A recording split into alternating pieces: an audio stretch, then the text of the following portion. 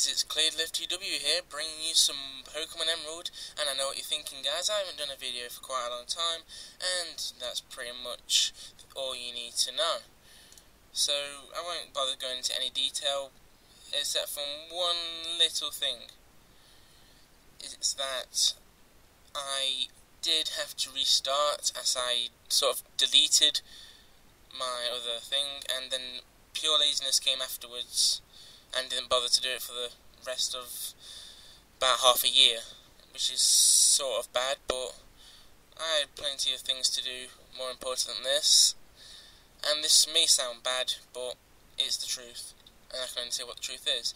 But anyway, we're here in the, I can't even remember the name of the town now. It'll come to me in a second. Veilstone, I think it is. Yeah, so, hang on, hell with it. Just hell with it.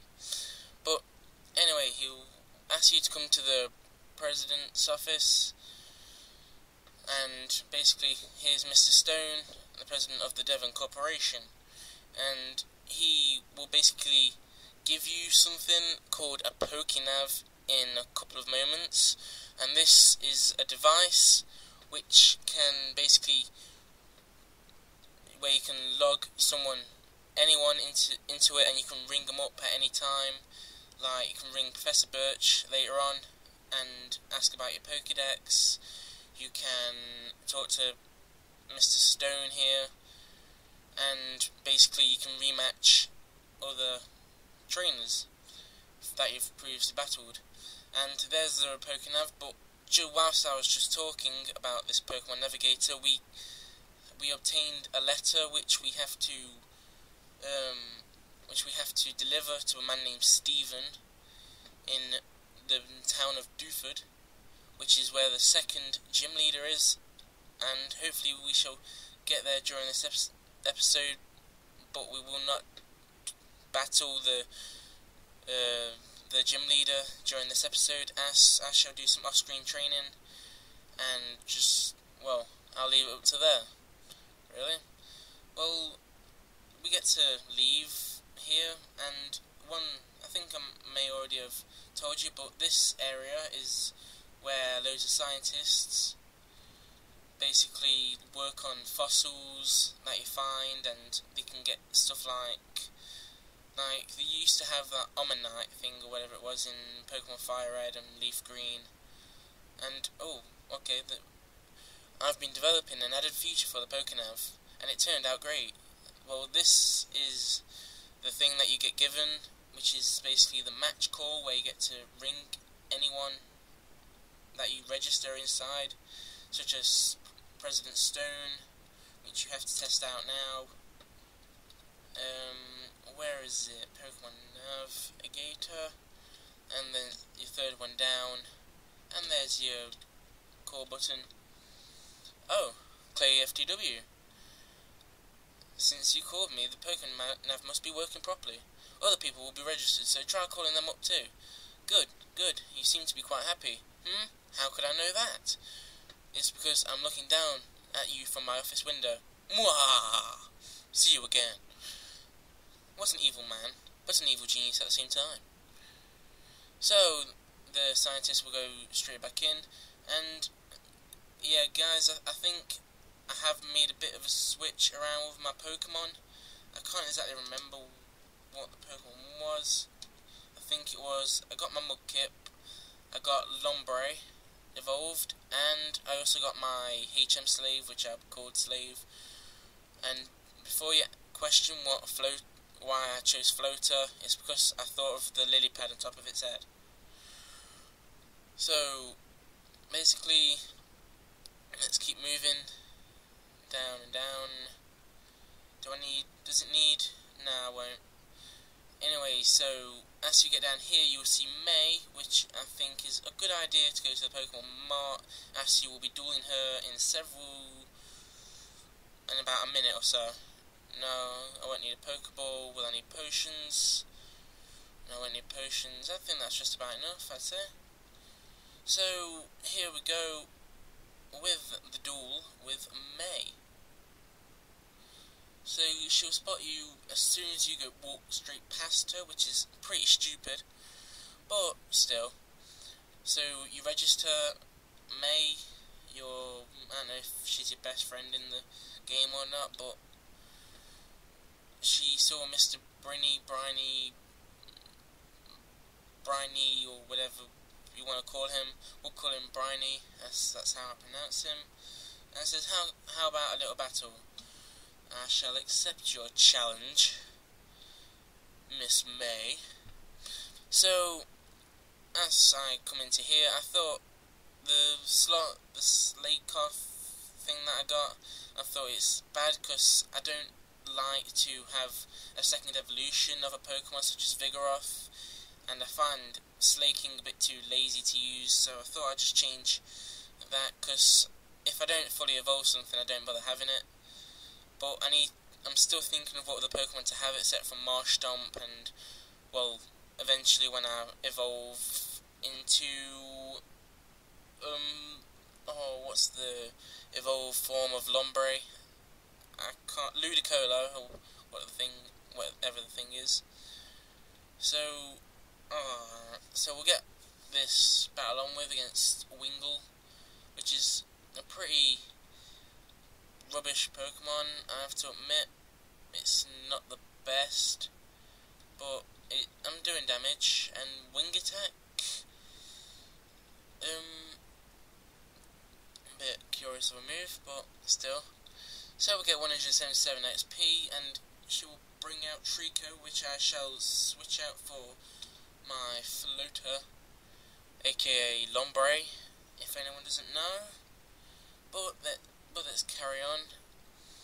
So it will be level 15, which is not exactly the best of levels. Not quite like my Marshtomp, but still. What should I use? I will use Astonish, see how well that goes.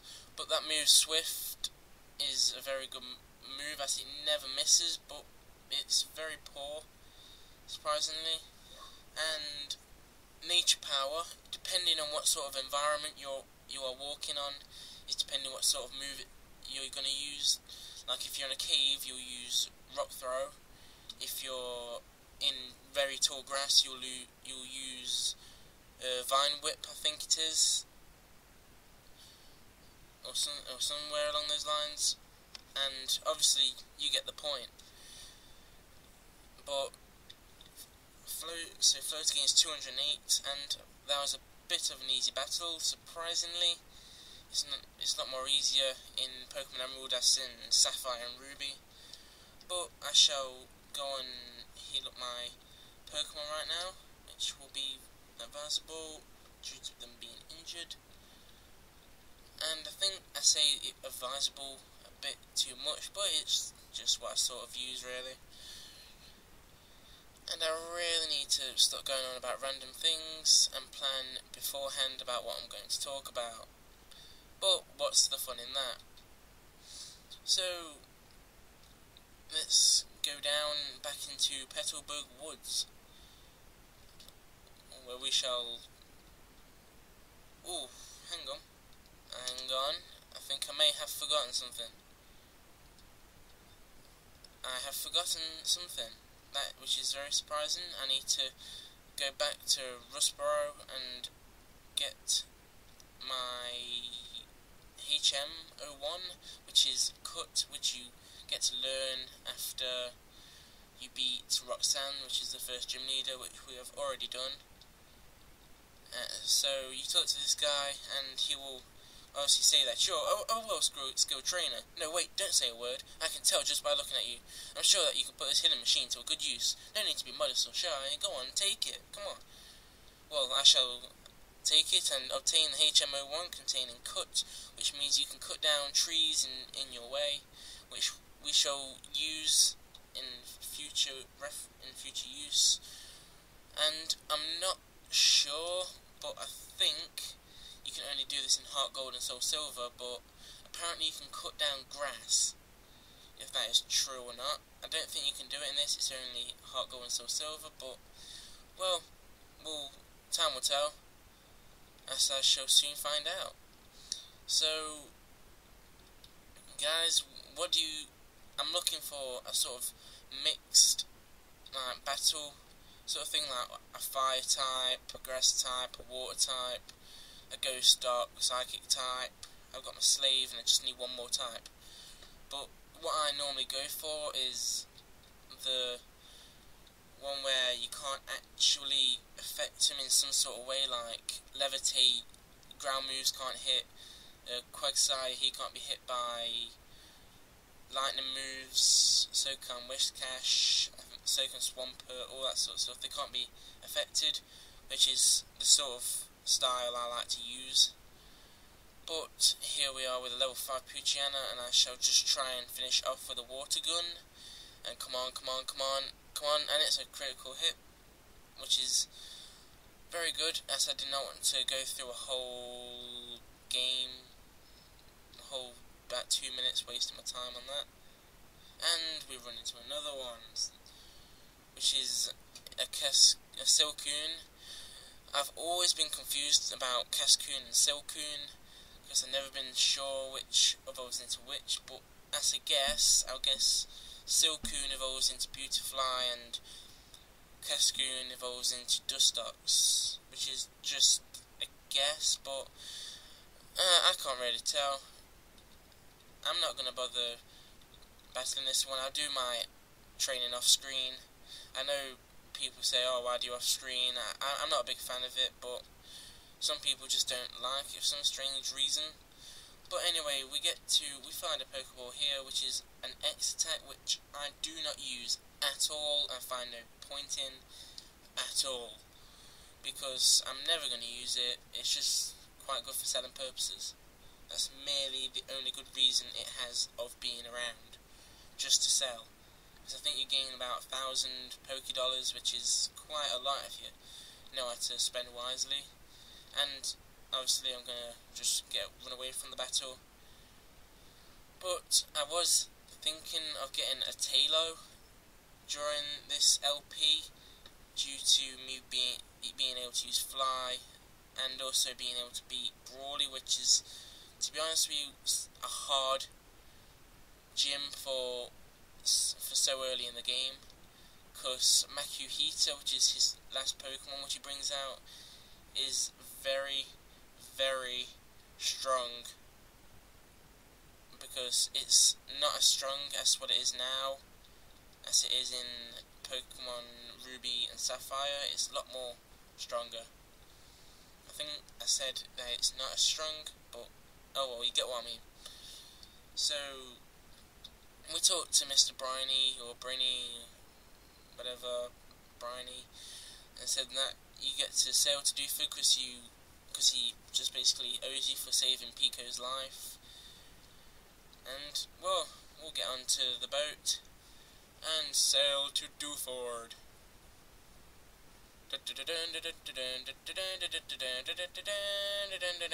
Oh, okay, we got a phone call or a message or whatever. So it's your dad who has registered you. Oh, Clay FTW. Where are you now? It sounds windy wherever you are. I just heard from Devon's Mr. Stone about your Pokenav, so I decided to give you a call. It sounds like you're doing fine, so that's fine with me. You take care now. And my really crap impression of